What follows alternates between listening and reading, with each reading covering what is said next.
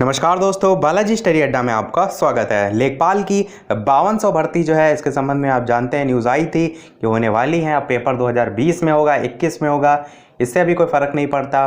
फ़र्क ये पड़ता है कि आपकी तैयारी कैसी है। तो आप धीरे धीरे तैयारी अपनी करेंगे तभी आप एक मुकाम पर पहुंच पाएंगे। तो आज हम आपके लिए लेकर आए हैं प्रीवियस ईयर पेपर सॉल्यूशन। तो लेखपाल का 13 सितंबर 2015 में प्रथम पाली में जो पेपर हुआ था उसका सॉल्यूशन हम देखेंगे। और 2015 के बाद आज तक राजस्व लेखपाल का दोबारा पेपर जो है वो नहीं हुआ है। चकबंदी लेखपाल का हो चुका है, परंतु यहाँ पर जो भर्ती की बात हो रही है वो राजस्व लेखपाल को लेकर हो रही है। तो थोड़ा सा पेपर को स्टार्ट करने से पहले मैं आपको एक ओवरव्यू बता दूं कि इसमें कौन कौन से सब्जेक्ट आते हैं। तो 4 टोटल सब्जेक्ट आते हैं, जिसमें आप हिंदी देख पा रहे हैं। हिंदी के 25 प्रश्न आते हैं, उसके बाद मैथ आती है, उसके 25 प्रश्न आते हैं, उसके बाद सामान्य जानकारी जिसको आप जीके कह सकते हैं उसके 25 प्रश्न आते हैं, और लास्ट में आपका ग्रामीण विकास आता है जिसमें आपके 25 यानी कि 25-25 करके आपके कुल 100 प्रश्न आते हैं। और यहाँ पर आगे आने वाली भर्ती में अंकों को लेकर बदलाव देखने को मिल सकता है, परंतु प्रश्न लगभग आपके यही जो है वो रहेंगे। तो आज हम देखेंगे हिंदी के जो है वो 25 प्रश्न, जो कि आपका 13 सितंबर 2015 को लेखपाल का पेपर हुआ था उसके। चलिए शुरू करते हैं प्रश्न नंबर 1 से। तो पहला और दूसरा प्रश्न में लिखित लोकोक्ति और जो मुहावरे हैं उनका सही अर्थ जो है आपको बताना है। तो पहला प्रश्न है, खिसियानी बिल्ली खंबा नोचे। तो 4 ऑप्शन है, आपको बताना है इन चारों में से कौन सा सही होगा। अपनी शर्म छिपाने के लिए व्यर्थ झुंझलाना, अपनों से बड़ों पर क्रोध करना, कायरतापूर्ण व्यवहार करना, या किसी बात पर शर्मिंदा होकर क्रोध करना। तो बात कर लेते हैं उत्तर की। पहला ऑप्शन बिल्कुल सही हो जाएगा कि अपनी शर्म छिपाने के लिए व्यर्थ जो है वो झुंझलाना, यह होता है खिसियानी बिल्ली खंबा नोचे का सही अर्थ। अगला प्रश्न देखते हैं दूसरा, कि काठ की हांडी बार बार नहीं चढ़ती।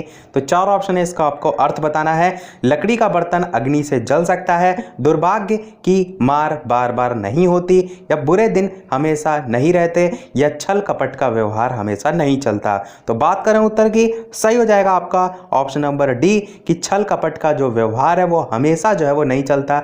इसी का अर्थ होता है काठ की हांडी बार बार नहीं चढ़ती, इसका जो है ये अर्थ हो जाएगा। अगला देखते हैं प्रश्न नंबर 3 और 4, जो कि विलोम शब्द पर आधारित है। तो प्रश्न नंबर 3 आपका कृष्ण दे रखा है और आपको बताना है इसका 4 ऑप्शन है, कौन सा जो है वो सही विलोम शब्द होगा।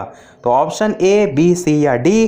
तो चलिए बात करते हैं उत्तर की। आपका हष्ट पुष्ट जो है वो ऑप्शन नंबर बी बिल्कुल सही हो जाएगा। अगला प्रश्न देखते हैं चौथा।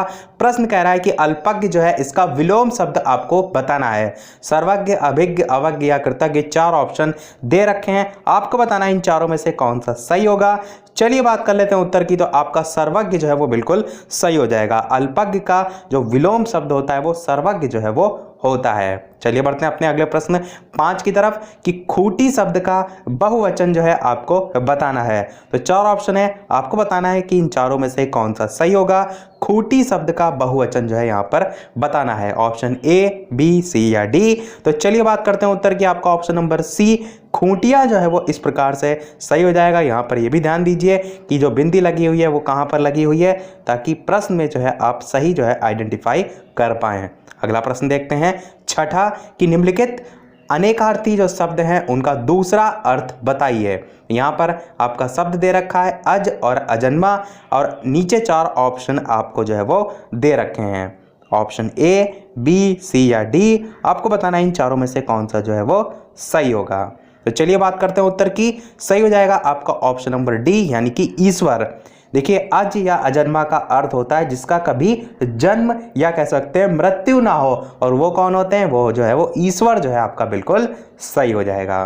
बढ़ते हैं अगले प्रश्न 7 की तरफ, कि निम्नलिखित में से कौन सा शब्द जो है उसकी वर्तनी की दृष्टि से जो है वो शुद्ध बताना है। तो प्रतिनिधि यहाँ पर 4 प्रकार से लिखा है, आपको बताना है इन चारों में से कौन सा प्रतिनिधि सही होगा। इसके अलावा वीडियो पसंद आए तो वीडियो को ज़्यादा से ज़्यादा लाइक कीजिए। आगे भी मैं इसी प्रकार अच्छे से अच्छे वीडियो आपके लिए लेखपाल के लिए लाता रहूँ। तो बात करते हैं उत्तर की।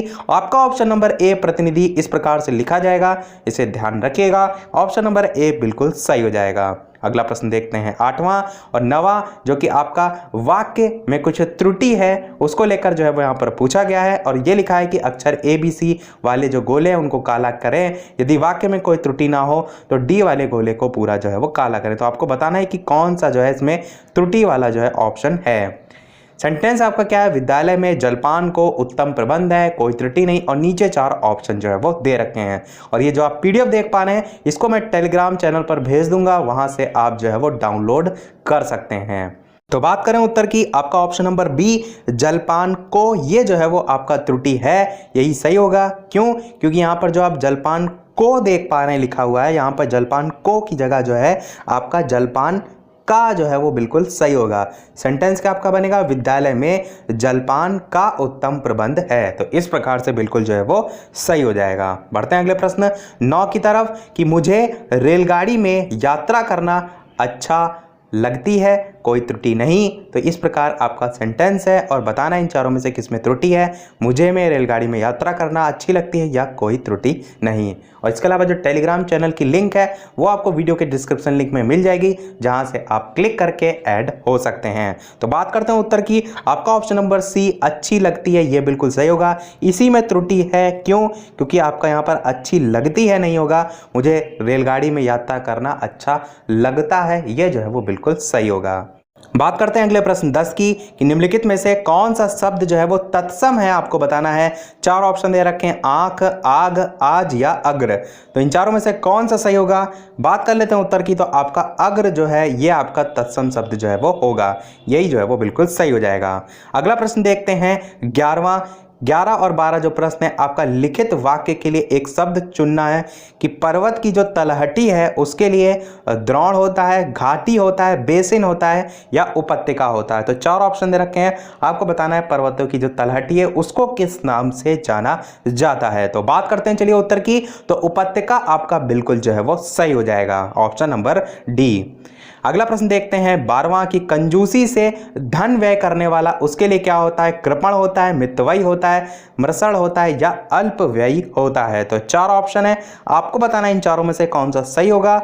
चलिए बात करते हैं उत्तर की, तो कृपण आपका बिल्कुल सही हो जाएगा, ऑप्शन नंबर ए। अगला प्रश्न देखते हैं 13 और 14 जो कि वाक्य में आए जो रिक्त स्थान है उनकी पूर्ति करते हुए आपको बताना है। और नीचे आपका सेंटेंस कह रहा है कि उसका हृदय इतना कोमल है कि मित्र तो क्या वह अपने डैश को भी चोट नहीं पहुंचा सकता। तो शत्रु को, विपक्षी को, सहयोगी को या प्रतिरोधी को। तो 4 ऑप्शन है, आपको बताना है कौन सा सही होगा। चलिए बात करते हैं उत्तर की, तो आपका ऑप्शन नंबर ए शत्रु जो है वो बिल्कुल सही हो जाएगा। मित्र के साथ शत्रु आपका आता है, तो मित्र तो क्या वह अपने शत्रु को भी चोट नहीं पहुंचा सकता। अगला प्रश्न देखते हैं 14 कि देश रक्षा के लिए प्रत्येक नागरिक को डैश रहना चाहिए। उद्धत रहना चाहिए, संबद्ध रहना चाहिए, प्रबुद्ध रहना चाहिए या उद्धत रहना चाहिए। तो 4 ऑप्शन है, बात करें उत्तर की, आपका ऑप्शन नंबर डी उद्धत जो है वो बिल्कुल सही हो जाएगा। अगला प्रश्न देखते हैं 15 कि अरविंद शब्द का पर्यायवाची शब्द जो है आपको बताना है। 4 ऑप्शन दे रखे हैं, आपको बताना है इन चारों में से कौन सा सही होगा अरविंद शब्द का पर्यायवाची। तो चलिए बात कर लेते हैं उत्तर की, सही हो जाएगा आपका ऑप्शन नंबर सी, यानी कि कमल जो है वो अरविंद का पर्यायवाची शब्द होता है। अन्य पर्यायवाची भी इनके जान लेते हैं क्योंकि और भी पूछे जा सकते हैं, जैसे कि जलज जो है इसी का पर्यायवाची होता है कमल का। इसके अलावा पंकज भी होता है, इसके अलावा नीरज भी होता है, इसके अलावा सरोज भी होता है और इसके अलावा अंबुज भी होता है। देखिए अम्बुद यदि लिखा हो तो आपका बादल होता है, परंतु अंबुज लिखा है तो ये आपका कमल का पर्यायवाची होता है। ये दोनों में डिफरेंस ध्यान में रखिएगा। प्रश्न अगला 16 कह रहा है कि निर्धन में कौन सी संधि है। 4 ऑप्शन दे रखे हैं, आपको बताना है इन चारों में से कौन सा सही होगा, ऑप्शन ए, बी, सी या डी। तो चलिए बात कर लेते हैं उत्तर की, तो आपका ऑप्शन नंबर डी विसर्ग संधि जो है वो बिल्कुल सही हो जाएगा। निर्धन को आप ब्रेक करेंगे तो किस प्रकार से टूटेगा, नी और साथ में विसर्ग लगेगा प्लस धन, ये जो है आपका निर्धन का जो है वो हो जाएगा संधि विच्छेद। बढ़ते हैं अगले प्रश्न 17 की तरफ। प्रश्न आपका क्या कह रहा है कि देशांतर में कौन सा समास है। कर्मधारय, बहुब्रीहि, द्विगु या द्वंद्व। 4 ऑप्शन दे रखे हैं, आपको बताना है कौन सा सही होगा। चलिए बात कर लेते हैं उत्तर की, तो आपका ऑप्शन नंबर ए कर्मधारय बिल्कुल सही हो जाएगा। यहाँ पर कर्मधारय जो है इस प्रकार से लिखा जाता है कर्मधारय, तो ये फॉन्ट की मिस्टेक की वजह से अलग अलग यहाँ पर लिखा हुआ है। तो कर्मधारय समास बिल्कुल सही होगा। कर्मधारय के और भी उदाहरण बहुत से हैं फेमस जो पूछे जाते हैं, जैसे कि नील कमल काफ़ी बार पूछा जाता है, परमेश्वर पूछा जाता है, तो ये सभी ध्यान में रखिएगा। अगला प्रश्न देखते हैं 18 अंबर पनघट में डुबो रही तारा घट ऊषा नागरी में कौन सा अलंकार है? अनुप्रास अलंकार, रूपक अलंकार, श्लेष अलंकार या उपमा अलंकार। तो चार ऑप्शन है, आपको बताना है कौन सा सही होगा।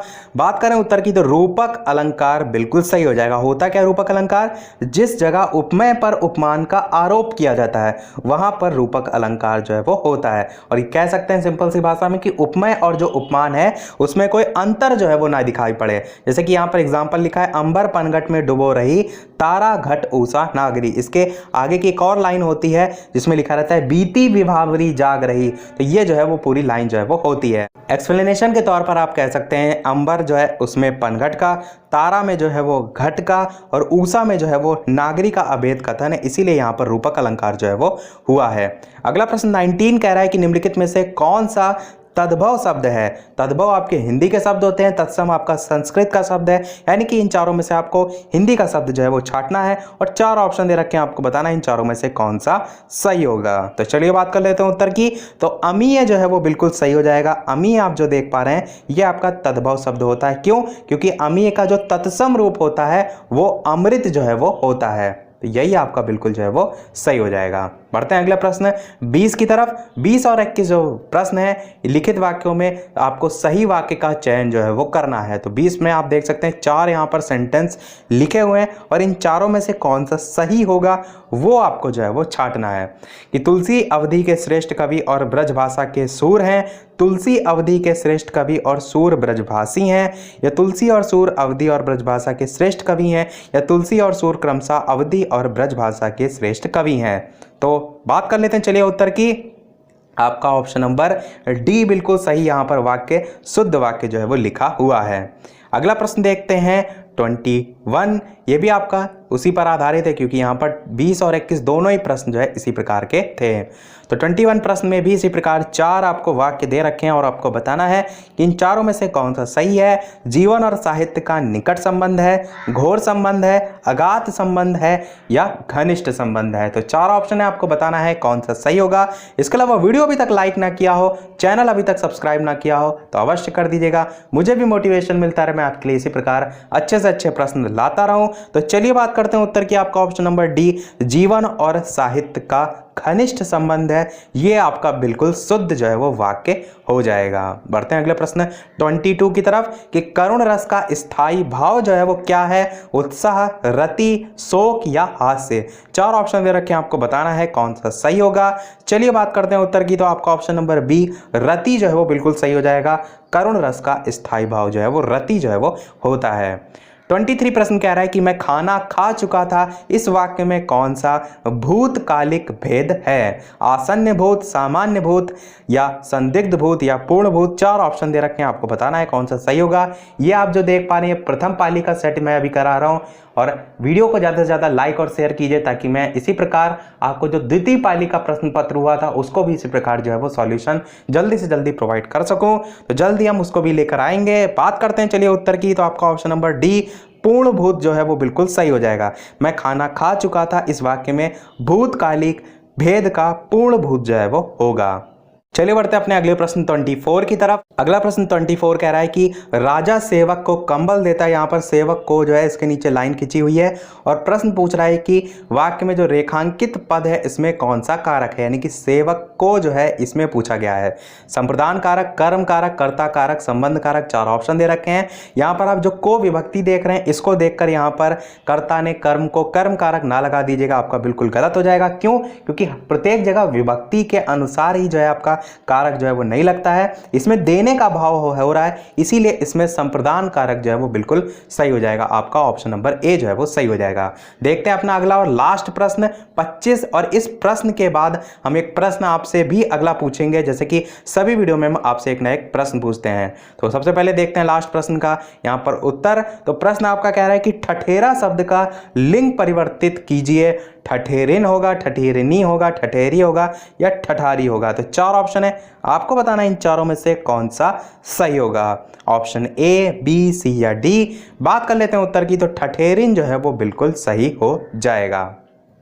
चलिए बढ़ते हैं अपने प्रश्न की तरफ। जैसे कि सभी वीडियो में हम आपसे एक ना एक प्रश्न पूछते हैं। इस वीडियो का आपके लिए प्रश्न है कि चाकू जो शब्द है उसका बहुवचन जो है वो क्या होगा। ये प्रश्न आप जो देख पा रहे हैं ये लेखपाल का 2015 का जो पेपर हुआ था उसमें जो सेकंड पाली यानी कि द्वितीय पाली था उसमें प्रश्न पूछा गया था चाकू शब्द का बहुवचन। 4 ऑप्शन दे रखे हैं, चाकुएं, चाकुओं या चाकुओं। इन दोनों में देखिए तो यहाँ पर बिंदी लगी, इसमें नहीं लगी है, और लास्ट वाला चाकू। तो 4 ऑप्शन है, इन चारों में से कौन सा सही होगा वीडियो में के जो मेन कमेंट है उसमें option A B C D करके टाइप करके अवश्य बताइएगा, क्योंकि इस प्रकार से लिखने में आपको दिक्कत होगी तो आप ऑप्शन टाइप करके वहां पर बता सकते हैं।